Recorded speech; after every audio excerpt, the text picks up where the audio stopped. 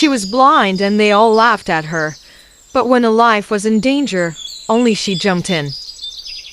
It was early morning. The sun gently kissed the surface of the lake, and two cats sat quietly by its edge. One was an orange and white cat, and the other, a blind cat, who could not see, but felt the world with her heart. They shared silent moments, enjoying the calm, until a group of village animals passed by. They laughed cruelly. They said to the orange cat, "Out of the whole village, this blind cat is all you could find. She can't see.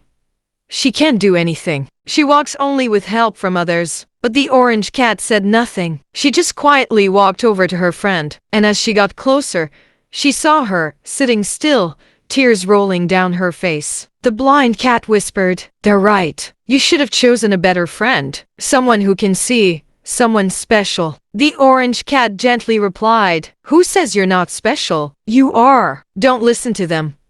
They don't understand." But the blind cat stood up and slowly walked away.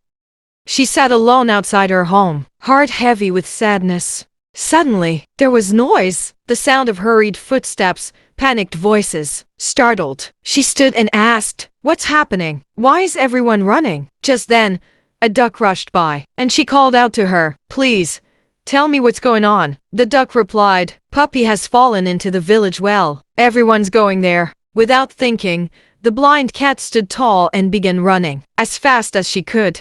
When she reached the well, the village animals stood around the well helpless. The water was deep and cold. And then, without a word, the blind cat jumped into the well. Gasps filled the air. No one moved. They all waited, frozen. But minutes passed, and nothing. Slowly, some animals began to turn away, assuming the worst. But then from the depths of the well, the blind cat emerged, her head barely above water, and on her back, the tiny puppy, alive and safe. Cheers erupted as animals helped pull them both out. The cat stood silently at the edge. No one came to her, and so, head lowered, she began to walk away. But then the orange cat stood in her path. "Where are you going?"